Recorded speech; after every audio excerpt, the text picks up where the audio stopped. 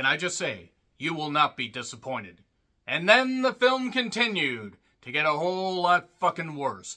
Garfield the movie is based on the comic strip by Jim Davis. You remember the Garfield comic that had life and energy and was bite-sized chunks, and even the bigger books. Yes, I used to own a lot of Garfield comic strips and a lot of Garfield books. Even the ones that went a little lengthy still weren't all that long. I mean, and remember Garfield and Friends. Remember Garfield Christmas. Remember the Garfield stuff when it was good, when it wasn't commercialized slop like this, that every bit of ingenuity and wit and charm just scraped and smashed off of it.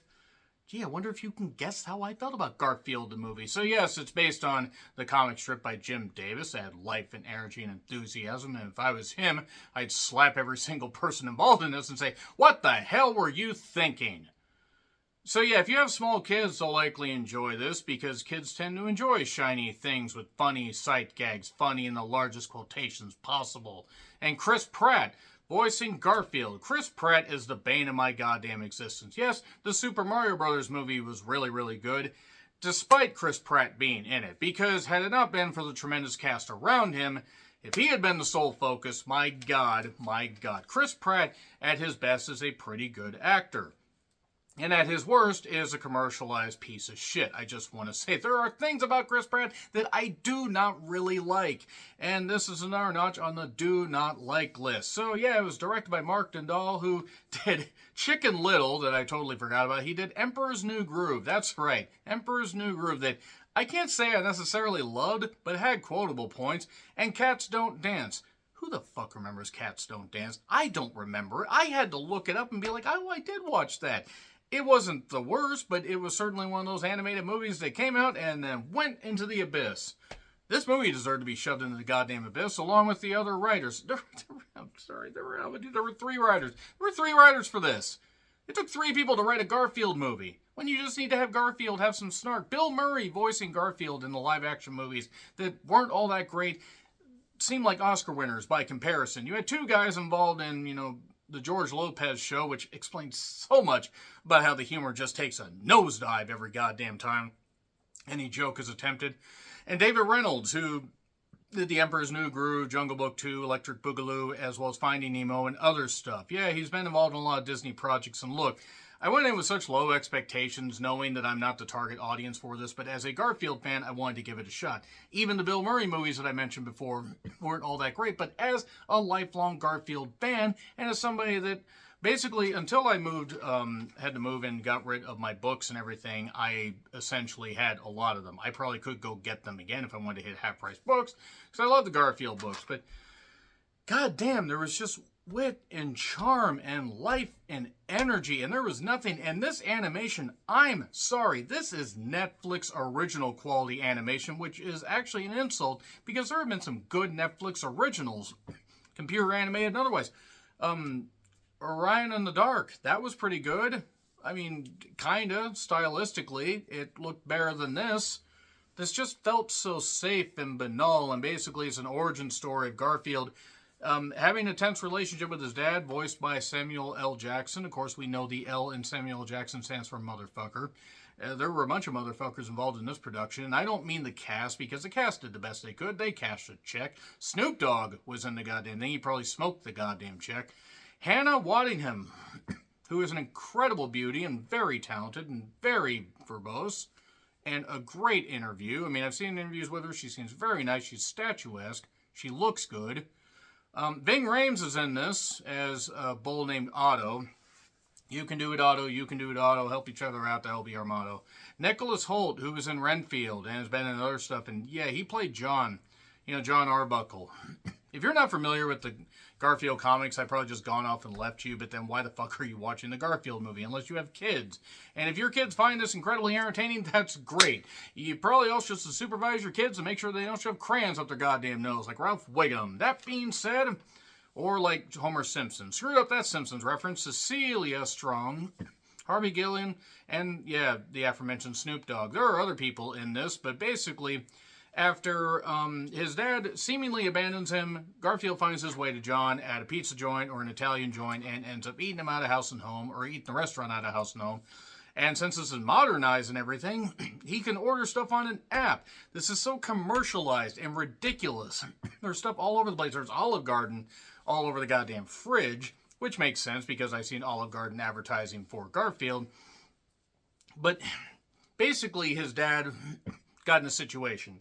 Once he gets reunited with his dad, he has to go help out that situation. And from there, we have a movie that tries to be funny in the same sense that, a movie tries to basically not strain and squeeze and, pop a blood vessel trying to make jokes work, because they can't make jokes work, because this movie can't make jokes work, because it is really, really fucking bad. It is apocalyptically bad. And if you have kids, they may enjoy it. If you are an adult that has 2 working brain cells, I don't even know if turning those off is going to help you, because I didn't expect much and I was still let down.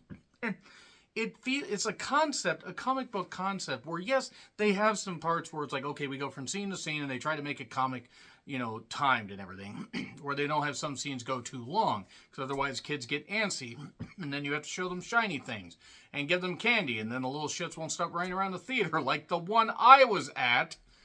Gave me PTSD for when I used to work at the movie theater, and parents just wouldn't tell their kids, sit down, shut up, and deal with it.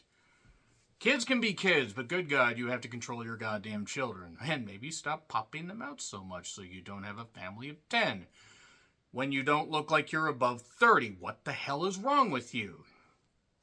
That being said, and that's factoring back to my time as a theater worker, none of the characters have any personality. Chris Pratt is abysmal. He is fucking abysmal as Garfield.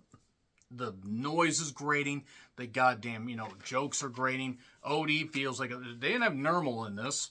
This movie's apparently been very successful in international markets. It has a $60 million budget. I don't know if that includes marketing. Even if the marketing bumps it up to 80, guess what? It's already made almost $50 million in international markets.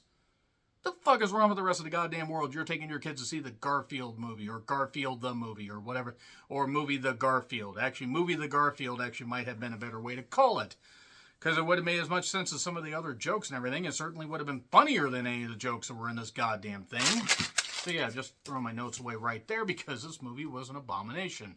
An abomination against everything good. And when animation has actually been kind of making a comeback, you had, Super Mario Brothers, the movie. You had a lot of fun there. You had some other fun stuff recently. Some stuff that's on Netflix, Orion in the Dark, as I've said.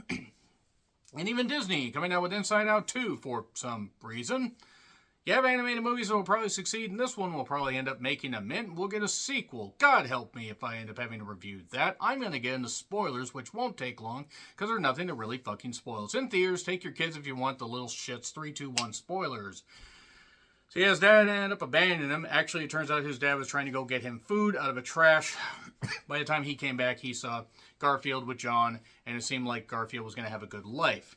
And also, Vic, a.k.a. his dad, basically ended up getting involved in a shady deal where there was Jinx, Hannah, voicing this Persian cat. A Persian who thinks she's a princess. I used to have a Persian. She thought she was a princess. Sometimes. She didn't think much at all because she was a purebred and she was kind of stupid. But I miss that cat terribly. She was great. Even if she'd run under the door when I had it closed when I was sleeping. No, really. I'm not kidding. Persians are dumb. There are 2 dogs that she has with her that are her backup and everything. One kind of looked like the cat dog.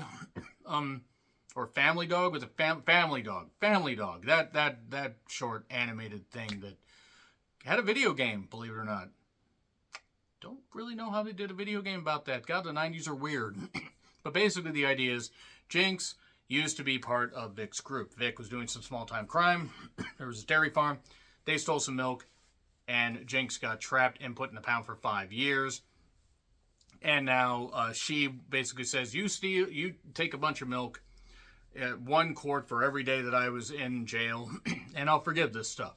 And then she places a call to this one agency for this dairy farm place, where you have Otto and you have his girlfriend, who I know they said the name. I don't care. It doesn't matter.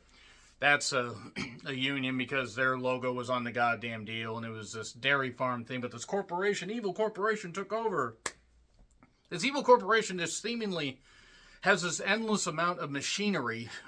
Even Chicken Run, Dawn of the Nugget, had more personality than this. And I still don't understand how they decided to put Summer Holiday in that. They had no good music in this at all. They did have Let's Get It On. For some reason, I had a Snoop Dogg song playing over the end credits. But yes, the idea is Garfield basically has to help his dad. And then his dad ends up stealing this stuff. His son and, a.k.a. Garfield and Odie, get trapped in the pound. John is meanwhile doing this missing pet call, the running gag that just made me want to gag and made me wish that Garfield had never been created. How dare you, Garfield, the movie? How fucking dare you? How fucking dare you, writers? Anybody that writes for the George Lopez show or has anything to do with the George Lopez show doesn't know comedy. So I just want to say those two writers are fucking morons. So let's get back to this. They're in the pound. John gets them. And then Garfield realizes, shit, I need to go help my dad. So he gets Otto. He says, Otto, we'll free your girlfriend, but we need help getting my dad. Because his dad got trapped.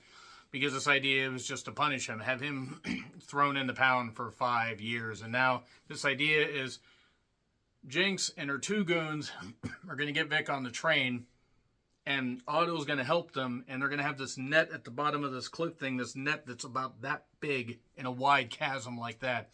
Get to the end of this and drop off and you'll be fine. Well, that doesn't end up working, and then Jinx basically is telling the dogs, you're going to drop them on these rocks. And father and son finally have a unity. They've come to peace.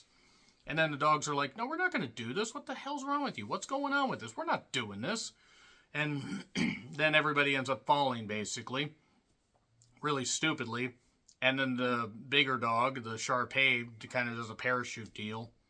And then they end up basically getting rescued by Otto, who had referenced plans to come together. And he had this dramatic pause joke that did not work to begin with. And Ving Rhames is a talented guy. Ving Rhames is a very talented guy. That being said, what we end up getting from there is a final, goodbye from father and son. And then there's also this thing where when they were going to the pound, somebody said, yeah, he would always leave us. Snoop Dogg said he would always leave us. They would say he's going to this tree to watch his son, and he would leave a notch every time he checked on him. And then Garfield sees this tree and all these notches and all this stuff and everything. So his father leaves. He finds his father in the tree and he says, so you're going to come inside because John's made a whole lot of food. And then he does. And then now the father's there and everything. And that's the origin story. That's them shitting all over Jim Davis's creation. Maybe he liked this. I don't know. I don't care. I hope he got a sizable check. And I know I'm not the target audience for this. This is made for kids. But God, some kids have to be fucking idiots to really enjoy this. There are better films out there for kids that don't insult their intelligence and don't insult the fact that animation doesn't need to look this bad. And Chris Pratt really doesn't need more roles he's not qualified for, i.e. 80% of what he does, but he still makes money. I kind of take back the praise that I had for Chris Pratt before, because he's really not all that good. So yeah, F. It gets an F. It's one of the worst films of the goddamn year.